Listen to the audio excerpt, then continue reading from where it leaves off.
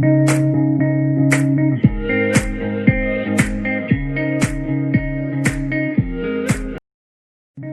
है दोस्तों आपका हमारे YouTube चैनल पर। तो दोस्तों, जैसे कि हम उस दिन हमारी टीम का एनालिसिस करते हुए कहे थे कि जिस टीम का कमेंट बॉक्स में सबसे ज़्यादा आउट रहेगा हम उसी टीम का एनालिसिस करेंगे। तो दोस्तों, कमेंट बॉक्स में सबसे ज़्यादा नाम चेन्नई सुपर किंग्स का रहा। तो दोस्तों, हम लोगों ने चेन्नई सुपर किंग्स का टीम एनालिसिस लेकर आए हैं। तो दोस्तों, हमारे साथ अभिषेक सिंह भी जुड़ गए हैं, स्वागत है आपका। तो दोस्तों, हम आप लोगों को चेन्नई सुपर किंग्स की टीम बता दे रहे हैं। MS Dhoni captain, Ambati Rayudu, Faf du Plessis, Ruturaj Gaikwad, Murali Vijay, N Jagadeesan, Watson, Kedar Jadhav, Dwayne Bravo, Ravindra Jadeja, Mitchell Santner, Sam Curran नए बाई हैं इस टीम के लिए। मोनू कुमार, पीयूष चावला भी नए बाई हैं। Sardul Thakur, Deepak Chahar, Imran Tahir, Lungi Ngidi, Josh Hazlewood, Australia के फास्ट बॉलर, ये भी नए बाई हैं। करण शर्मा, KM आसिफ, RS किशोर, ये भी नई बाई हैं। आदर्श जी, ये हो गया इनका स्क्वाड हो गया। लेकिन हम ये कहना चाहते हैं, जैसे इनकी टीम में पूरी इनके मैनेजमेंट में जैसे इनके टीम में 2 खिलाड़ी थे जो चले गए हैं, सुरेश रैना और हरभजन सिंह जुड़े ही नहीं इस बार। तो आप किस प्रकार से इस बार इनकी प्लेइंग 11 को देखते हैं? क्या इफेक्ट कुछ पड़ेगा इनके ना रहने से? देखिए, सुरेश रैना तो इस टीम के साथ नहीं है, ये बहुत बड़ा झटका है चेन्नई सुपर किंग्स के लिए। और हरभजन सिंह का कैंप में और फिर चेन्नई सुपर किंग्स के साथ दुबई न जाना, ये बहुत बड़ा झटका है। क्योंकि अगर चेन्नई सुपर किंग्स के स्क्वाड में देखा जाए तो एक ही ऑफ स्पिनर है, वो है हरभजन सिंह। केदार जाधव थोड़ा बहुत डाल सकते हैं, लेकिन उनको हम ऑफ स्पिनर नहीं कह सकते, अच्छा ऑफ स्पिनर। तो ये चेन्नई सुपर किंग्स के लिए बहुत बड़ा झटका है। और उनकी पूरी जो कहते हैं, क्या कहते हैं, रणनीति बदल गई, रणनीति ही बदल गई। सुरेश रैना वो खिलाड़ी जो हर साल IPL में 400 प्लस करता आ रहा है, ऑलमोस्ट 50 हर सीजन में किया, हर सीजन में। मतलब कि इनका बहुत अच्छा प्लेयर था, वो इस बार IPL नहीं खेलेगा और चेन्नई में हमेशा खेलते आ रहे हैं। तो हमें लगता है कि काफी इफेक्ट पड़ेगा। भले अच्छी खिलाड़ी इनके पास हैं, स्पिनर भी अच्छे हैं इनके पास जो खेलेंगे, लेकिन हमें लगता है इफेक्ट पड़ेगा। जी, वो तो इफेक्ट पड़ना ही है। क्योंकि हम, लेकिन जब कहते हैं ना कि धोनी हो तो हमको किसी बात की चिंता नहीं करनी चाहिए, क्योंकि धोनी तो अनहोनी करने में, धोनी को होनी करने में धोनी माहिर है। धोनी है तो मुमकिन है, वो तो है ही है। लेकिन चलिए, आज हम अपने प्लेइंग 11 के बारे में बात करते हैं चेन्नई सुपर किंग की। जैसा कि हम लोग पिछले वीडियो में बताए भी थे कि मुंबई इंडियंस की बात की थी, आज से टीम एनालिसिस की, उसके बाद आज हम लोग चेन्नई सुपर किंग की बात करते हैं। जी। तो सबसे पहले चलिए हम लोग बात करते हैं प्लेइंग 11 की।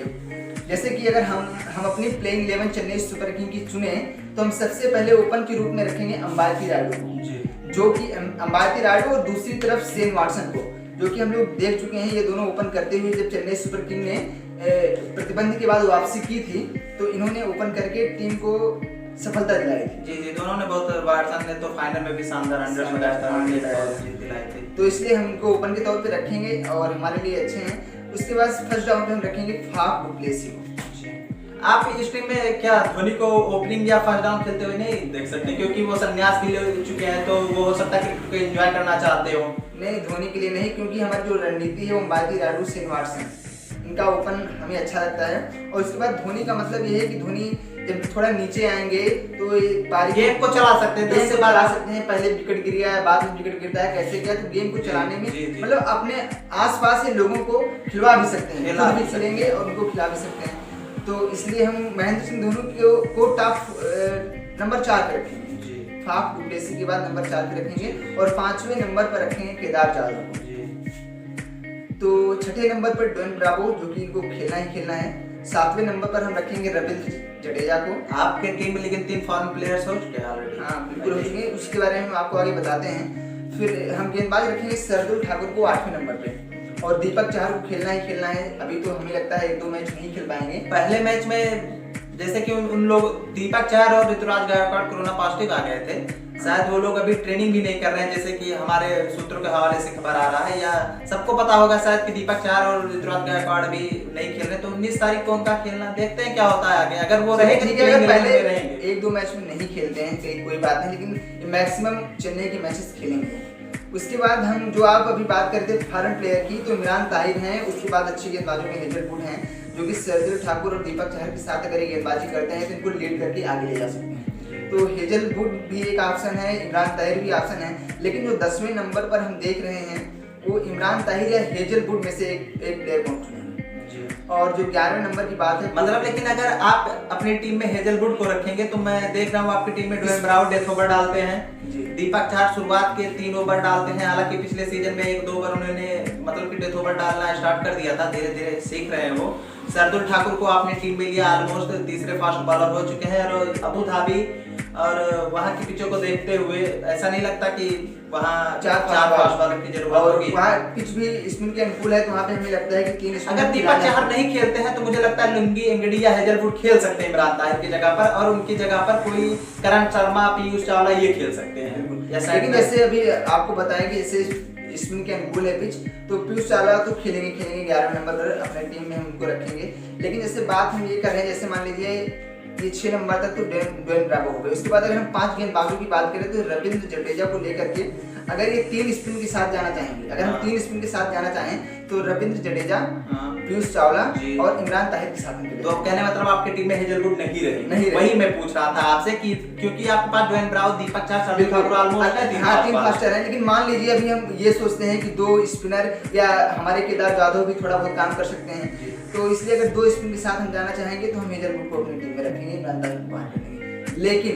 एक सवाल हमारे मन में ये है कि जैसे मान लीजिए इमरान ताहिर या हेजलवुड अगर दोनों को खिलाया जाए, इमरान ताहिर और हेजलवुड दोनों को खिलाया जाए, तो आप ऊपर से किन खिलाड़ी को अपनी टीम से बाहर रखना चाहेंगे? हमारे ख्याल से ड्वेन ब्रावो तो बाहर जाएंगे नहीं, ये खेलेंगे। ड्वेन ब्रावो तो जा ही नहीं शेन वाटसन, इस सवाल मेरा आपसे हो या ना हो तो चेन्नई मैनेजमेंट की बात है, लेकिन शेन वाटसन या फाफ में से आप किसको बिठाकर हेजलवुड और ताहिर दोनों को खिलाएंगे?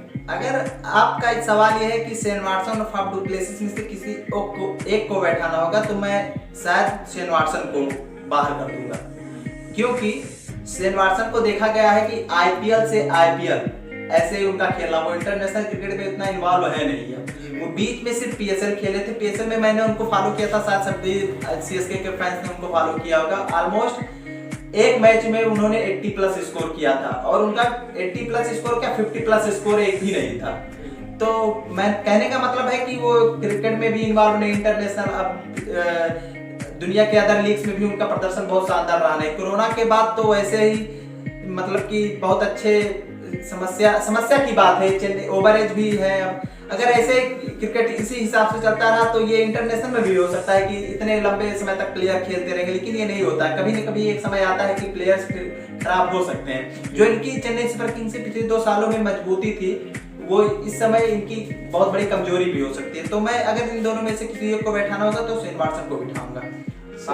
वाटसन, लेकिन बात है कि वाटसन को हम खिलाएंगे, लेकिन जो हमारी प्लेइंग 11 है उसमें हम ताहिर को रखेंगे, क्योंकि वहाँ पे स्पिनर की जरूरत है। और इमरान ताहिर जो है चेन्नई के लिए अच्छा भी किए हैं, चेन्नई के लिए अच्छा किए हैं, सीपीएल में भी अच्छा कर रहे हैं। हालांकि उतना अच्छा नहीं कर रहे हैं जितना पिचेस अच्छे हैं, लेकिन अच्छा कर रहे हैं। लेकिन मैं अगर स्पिनर की जरूरत है, आपके पास रविंद्र जडेजा, पीयूष चावला, करण शर्मा, 3 इंडियन स्पिनर्स हैं आपके पास, और आप शायद अगर 6 नंबर पर ड्वेन ब्रावो, 7 नंबर पर रविंद्र जडेजा, तो मैं इमरान ताहिर को ना खिलाकर मिचेल सटनर को खिलाऊंगा, क्योंकि अच्छी बल्लेबाजी भी वो कर लेते हैं। तो इस तरीके से जैसे कि उनको बल्लेबाजी की भी जरूरत है अच्छी खासी चेन्नई सुपर किंग्स के, और गेंदबाजी को तो सटनर दोनों प्रोवाइड कर सकते हैं। तो मैं पहले तो इमरान ताहिर और हेजलवुड के आगे इस सीजन में सेंटर को रखूंगा, क्योंकि अब रैना के जाने के बाद, हरभजन के जाने के बाद तो बल्लेबाज की आवश्यकता है ही इनको। ये हो गई हमारी प्लेइंग 11 की बात। लेकिन हम आपसे पूछना चाहेंगे, आप अपना प्लेइंग 11 समय को देखते हुए फटाफट बता दीजिए। हमारी प्लेइंग 11 जो है उसमें वाटसन ओपनिंग करेंगे, डू प्लेसिस उनके साथ ओपनिंग करेंगे। नंबर 3 पर रायडू को रखा हूँ, नंबर 4 पर MS धोनी आएंगे, नंबर 5 पर जाधव, नंबर 6 पर जडेजा खेलेंगे। इसके बाद नंबर 7 पर ड्वेन ब्रावो, नंबर 8 पर मैंने मिचेल सटनर को रखा है, नंबर 9 पर पीयूष चावला, फिर इसके बाद शार्दुल ठाकुर रहेंगे, और नंबर 11 पर दीपक चाहर रहेंगे हमारी टीम में। इसमें आपके पास जडेजा, सैंडर, पीयूष चावला 3 अच्छे स्पिनर भी हैं, और ड्वेन ब्रावो, शार्दुल ठाकुर, दीपक चाहर, ये 3 फास्ट बॉलर। हमने देखा है कि चेन्नई सुपर किंग्स 6-7 ऑप्शन के साथ चलता है कि उनके पास रहे, तो इसमें जाधव भी है, वो बॉलिंग कर सकते हैं। तो बाकी पहले मैच में तो नहीं बता सकता कि ये प्लेइंग 11 रहेगी। अगर दीपक चाहर रहेंगे तो पक्का ही प्लेइंग 11 रहेगी मेरे हिसाब से। सही है। तो ये हो गई प्लेइंग 11 की बात। आशा है कि चेन्नई सुपर किंग ऐसे ही रणनीति के साथ उतरेगी। लेकिन कुछ सवाल है। जी। सवाल ये है कि जैसे एक सवाल तो ये है कि इमरान ताहिर और हेजलवुड, ये तो सवाल आपसे हो गया। लेकिन अगर ये देखा जाए कि महेंद्र सिंह धोनी को अगर दूसरे स्थान पर आना चाहिए, अगर महेंद्र सिंह धोनी चेन्नई सुपर किंग में अगर फर्स्ट राउंड पर खेलने आए तो क्या उनकी टीम के लिए अच्छा रहेगा? मैं जैसे देख रहा हूँ कि इसमें ऑलरेडी वॉटसन, डुप्लेसिस और रायडू, आपके पास 3 अच्छे प्लेयर्स हैं। मैं नहीं कह रहा हूँ धोनी अच्छे प्लेयर्स नहीं, ये नहीं, लेकिन अगर धोनी ऊपर चले आएंगे तो नंबर 5, 6, 7 को चलाने वाला प्लेयर जो एक होता है, जो हमने वर्ल्ड कप में भी देखा सेमीफाइनल में इंडिया के साथ, एक्सपीरियंस की कमी दिखी, शॉट खेल के शायद उस समय धोनी होते तो वो ना हुआ होता। तो अगर धोनी नंबर 4 पर आएंगे, वहां से गेम को निकाल कर भी ले जा सकते हैं। पहले विकेट गिर गया तो गेम को बना भी सकते हैं। तो धोनी को नंबर 4 पर खेलना चाहिए। बाकी धोनी को अगर क्रिकेट को एंजॉय करना है तो ओपनिंग करने भी आ सकते हैं, डुप्लेसिस नंबर 4 पर आ जाए। चेन्नई सुपर किंग्स के फैंस के कुछ कमेंट आए थे, इसलिए मैंने ये सवाल रखा है। जी, पूछ रहे चाह भी रहे हैं कि सभी जो MS धोनी के फैंस हैं वो कि इस साल रैना के जाने के बाद फर्स्ट डाउन पर देखना चाहते हैं, और जो कि ये संन्यास भी ले चुके हैं, तो लोगों का ये कहना है कि हम इनको ज्यादा से ज्यादा IPL में ही देखना चाहते हैं, ज्यादा खेले, क्योंकि अक्सर हम लोग देखते हैं कि अगर 1-2 खिलाड़ी किसी भी टीम के चल जाते हैं तो फिर 3-4 नंबर तो मुश्किल हो जाती हैं। जी। लेकिन ये ऐसी पिचेस है ना कि आप वॉटसन, डुप्लेसिस, हालांकि ये सब अच्छे प्लेयर है, लेकिन उम्र को देखते हुए अब ये लोग थोड़ा सा वहां पे पिचेस भी ऐसी रहेंगी, बैटिंग जल्दी आता रहेगा। धोनी को 10 से 12 ओवर के बीच में आना चाहिए। अगर पहले विकेट गिर जाता, अगर एक विकेट गिरा रहता है तो धोनी अगर 10 ओवर में 70-80 रन या 10 ओवर के बाद कुछ भी स्कोर हो एक विकेट के बाद, तो धोनी को आना चाहिए। लेकिन अगर 2 विकेट गिर गया है तो मैं ये नहीं कहूंगा कि धोनी को अगर 10 ओवर नहीं हुआ तो 3-4 विकेट नहीं, तब भी अगर धोनी को चौथे नंबर पर। हम ये भी देखते हैं, धोनी को ऐसा देखा भी जाता है कि इनकी जो कप्तानी है, ये देखते हैं कि हमारा मैच किस प्रकार से चल रहा है। हाँ, वो तो इसके अकॉर्डिंग आते हैं, अपनी बल्लेबाजी करते हैं। जैसे हम लोग कई मैच देखे हैं, रविंद्र जडेजा को ऊपर भेज देते हैं। तो ऐसे की कोई बात नहीं है कि धोनी उसी नंबर पे 4 धोनी तो भाई साथिर कप्तान है, दुनिया के बेस्ट कप्तान है, 3 ट्रॉफियां हैं उनके पास, तो इसमें कोई शक शुबा नहीं है कि धोनी अच्छे कप्तान है। हमारा सवाल है आपसे, क्या रैना वापस टेस्ट टीम से जुड़ सकते हैं? नहीं, बात जो खबर निकल कर आई थी, जैसे अभी मीडिया पे देखा गया, अप्रोच दिखा रहे, मतलब अप्रोच की बात हो रही थी कि रैना आ सकते हैं। रैना ने भी ये कहा था कि हम अभी अपने घर पे हैं और क्वारंटीन है, ट्रेनिंग भी चल रही है। हमने कल इंस्टाग्राम पर उनका वीडियो भी देखा था। तो चल रही है ट्रेनिंग, लेकिन मुझे जो लगता है कि IPL एक अच्छा IPL कराने के लिए अब जो खिलाड़ी पुल आउट कर चुके हैं, फिर से उनको टीम में नहीं जोड़ना चाहिए। इसलिए शायद चेन्नई सुपर किंग्स ने अभी तक अपने जो जैसे कि रिप्लेसमेंट होता है उनका भी अनाउंसमेंट नहीं किया। तो शायद अब मुझे मेरे हिसाब से नहीं लगता कि जाएंगे। दूसरा सवाल, हरभजन सिंह का रिप्लेसमेंट कौन हो सकता है? अभी हरभजन सिंह का भी रिप्लेसमेंट कोई नहीं आया है, तो देखते हैं कौन हो सकता है। लेकिन मुझे लगता है कि अब कोई नहीं, रिप्लेसमेंट कोई नहीं हो सकता। आएगा तो हम आप लोगों के साथ आएगा, लेकिन जो है अभी जो इनका 11 बनेगा, जो कुछ फैंस के सवाल थे हमारे जो कमेंट बॉक्स में या हमारे इंस्टाग्राम अकाउंट पर पूछे गए थे, तो हमने फैंस के सारे सवाल लिए चेन्नई सुपर किंग्स के जो हैं। अगर आप सवाल भेजना चाहते हैं तो इसी वीडियो के कमेंट बॉक्स में भेज सकते हैं, सवाल भेज सकते हैं। उस जवाब को हम अगले वीडियो में आपको देने का प्रयास करेंगे। लेकिन आदर्श जी, एक और बात करनी है अगर, तो ये बात तो हो चुकी है, वहाँ पर लगभग 3 स्पिनर खेलेंगे। जिसके पास अच्छे स्पिनर्स हैं वो 3 स्पिनर्स के साथ जाएंगे, खासतौर पर अबू धाबी और दुबई में। मैंने ये बात MI के टीम एनालिसिस में जब हम लोग किए थे तब उसमें भी बात किए थे, क्योंकि उनके पास अच्छे फास्ट बॉलर है। हो सकता है वो 3 से 4 फास्ट बॉलर के भी जा सकते हैं। पांड्या को छोड़कर, पांड्या हो सकता है चौथे फास्ट बॉलर हो उनके। आदर्श से अगर हम बात करें, उस दिन हम लोग जो एनालिसिस किए थे मुंबई इंडियंस का जी, अगर हम वैसे कंपेयर तो करना नहीं चाहिए, लेकिन अगर हम कंपेयर करें दोनों टीमों में, तो आप क्या देखते हैं कि पन्ने पे बात कर लेते हैं, पेपर पे बात कर लेते हैं कि आप किस टीम को ज्यादा पॉइंट देंगे? मैं इस समय जो टीम है ऑन पेपर, मैं अगर किसी टीम के साथ अगर आप मुझसे प्रश्न पूछ रहे हैं तो मैं मुंबई इंडियंस के साथ जाऊंगा, क्योंकि इनके जो करंट प्लेयर्स हैं, ये इस समय सभी प्लेयर्स अपने घरेलू टूर्नामेंट, कोरोना के पहले जो लॉकडाउन हुआ था उसके पहले सभी जगहों पर, तो ये क्रिकेट में इन्वॉल्व थे, मेरा ये मानना है। तो लॉकडाउन में तो सबकी ट्रेनिंग नहीं चल रही थी, तो उसमें कोई बहुत बड़ी बात नहीं। लेकिन जो मुंबई इंडियंस की टीम थी, इनकी मुंबई में एक पर्सनल जियो रिलायंस करके एक वो स्टेडियम है, उसमें ट्रेनिंग कर रहे थे बहुत पहले से ही। तो एडवांटेज तो इनके पास है ही, अच्छी टीम भी है मुंबई इंडियंस की। और चेन्नई की टीम धोनी है तो कुछ भी हो सकता है, धोनी है तो कुछ भी। हम लोग और जैसे धोनी कहते पहला हैं, मैच हारते भी नहीं है, लेकिन एक चीज और है कि हम लोग कहते भी हैं कि सभी टीमें अपना प्रयास करती हैं चेन्नई सुपर किंग्स से लड़ने के लिए, फाइनल में लड़ने के लिए। तो जहाँ तक है ये टीम भी अच्छी है, पहुंचेगी भी, हमें आशा है कि चेन्नई सेमीफाइनल में जाएगी, जीतेगी भी। लेकिन जैसे ये तो हमें लगता है कि सेमीफाइनल में पहुंचेगी। सेमीफाइनल प्लेऑफ की टीम तो ये हमेशा रही है। वही आपने जैसे बात किया कि आईपीएल शुरू होने से पहले चेन्नई को छोड़कर जो 7 टीमें हैं वो चेन्नई से आईपीएल में लड़ने के लिए 7 टीमें आपस में भिड़ती हैं। लेकिन इस बार देखते हैं, आई होप चेन्नई अच्छा करेगी, लेकिन देखा जाएगा। आईपीएल 19 सितंबर से जैसे आप लोगों को पता है स्टार्ट ही होने वाला है।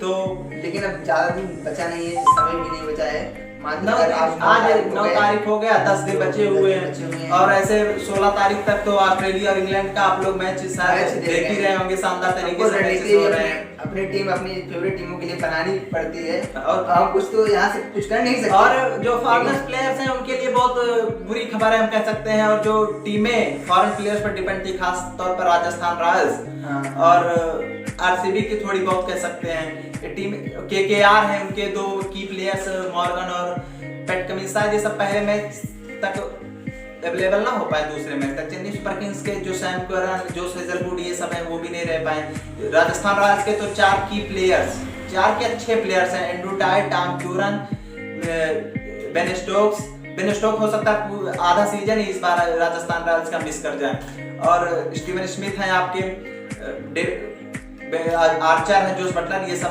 हो सकता है पहले मैच में ना हो, दूसरे मैच में आप लोगों को दिख जाए, क्योंकि इनके लिए जो क्वारंटीन टाइम था हो सकता है चेंज हो सकता था, लेकिन वो सब चेंज नहीं होगा। 6 दिन इनको बिताना पड़ेगा आने के बाद। तो आई होप हमने चेन्नई टीम की प्लेइंग 11 आपको बता दी है और एनालिसिस भी कर दिया है। तो आई होप आप लोगों को ये वीडियो पसंद आएगा। अगर आपको ये वीडियो पसंद आता है तो लाइक करें, शेयर करें और चैनल को सब्सक्राइब करें। धन्यवाद।